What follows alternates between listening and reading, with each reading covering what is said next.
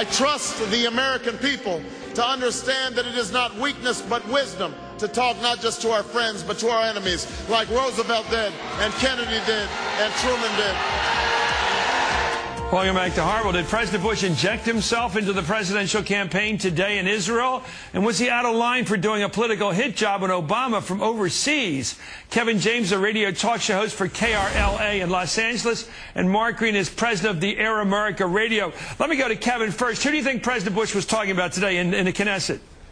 Well, I don't know who he was talking about for sure, Chris, but if he wasn't talking about Barack Obama, he should have been talking about Barack Obama. I hope he was talking about Barack Obama. Do you think there's any doubt he was? Was there any doubt he was, though, sir?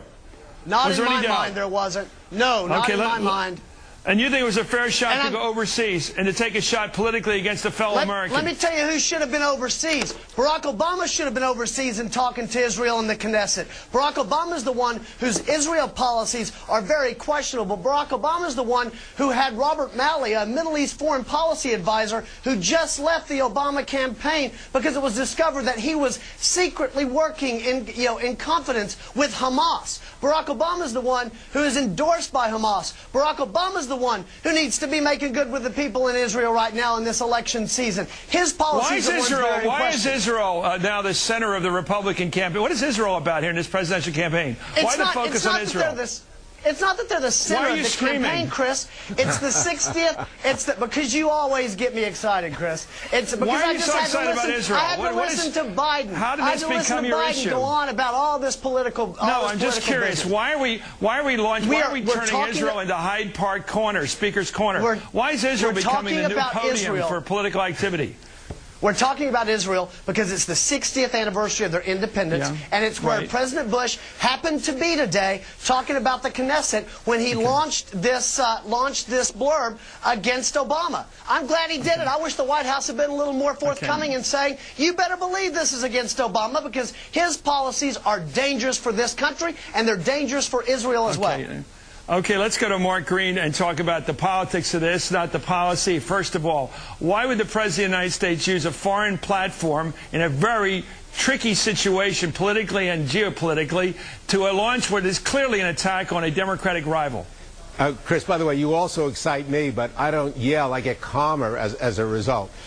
What Bush has done is, since they run out of arguments, they engage in analogies. It was bad enough when John McCain used this sleazy guilt by association of Obama and Hamas. Now comes President Bush using guilt by analogy, that somehow Obama is Chamberlain and anybody who the Bush people don't like is Hitler. We've seen this before. Ho Chi Minh was Hitler, Ahmadinejad is Hitler, Osama bin Laden is Hitler, and now Hussein was Hitler. Look, Hitler was Hitler, and I wish the Republicans would argue on the merits and not engage in McCarthyite guilt by association or analogy. They're doing it because their candidate is weak. Obama is strong with a lot of Americans, and the Jewish community has overwhelmingly voted for Democrats in the past. Today, I'd like to tell Kevin, notwithstanding his attack, let me finish, Kevin. Democrats. One sentence. And the Democrat they voted for is Hillary Rodham Clinton. That's who they voted for, not Obama. A very small sentence. Congressman Berman and Waxman in California, two of the leading Jewish and pro-Israel congressmen, endorsed effusively Obama. I trust them more than you. Okay, let me ask you, Kevin, about what Obama's policies. Kevin, I want to do a little history check on you because the president's referring to history. He attacked those who would imitate Senator William Borah of Idaho, who was a Republican isolationist back in the late 30s, who supported whatever, some notion of getting along with Hitler better. Let me ask you, what did Neville Chamberlain do wrong in 1939? What did he do wrong? It all goes back to appeasement. No, what did he do? Tell me what he did. It's the key term. You have to answer this question. What did he do? It's the same thing. It puts it all. Tell me what he did. About appeasement. What did Chamberlain do wrong? His actions enabled, energized, legitimized. It's the exact same. I'm not going to continue with this interview unless you answer what that thing is. What did Chamberlain do in 39? Tell me. Chris, it's the exact same thing. What did he do? What did he do? What, 38, 39, Chris? What year do you want? It doesn't. It's the exact same thing that happened, Chris. What did Chamberlain? He's talking about appeasement. What did Chamberlain do? Just tell me what he did, Kevin. What did Chamberlain do you didn't like? Look. What did he do? What Chamberlain did what the president was talking about? You just said the president was talking about. You just said the president was talking about Barack. Look, I want you to tell me, Mister, you're making a reference to the days before our involvement in World War II, when the war in Europe began. I want you to tell me now, as an expert, what did Chamberlain do wrong? Look, you're not going to box me in here, Chris. President Bush was making that. I'm glad. I'm glad the president. Do you? I'm glad the president. What Neville Chamberlain did with Neville Chamberlain, yeah, he was an appeaser, Chris. He was an appeaser, and it energized and it legitimized.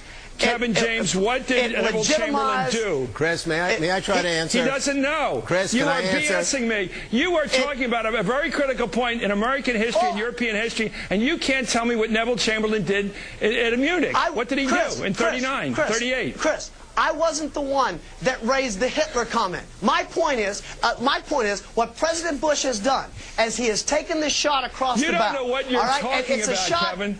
No, what do you mean I don't know what I'm talking about? Tell me what Chamberlain did wrong. Neville Chamberlain was an appeaser, Chris. What did he do? Neville Chamberlain was an appeaser, all right? What did he do? Neville Chamberlain, his policies, the things that Neville Chamberlain supported, all right, energized, legitimized, and made it easier for Hitler to advance in the ways that he advanced. What? Okay, I'm sitting here for 5 minutes asking you to say what the president was referring to in 1938 at Munich. I don't know.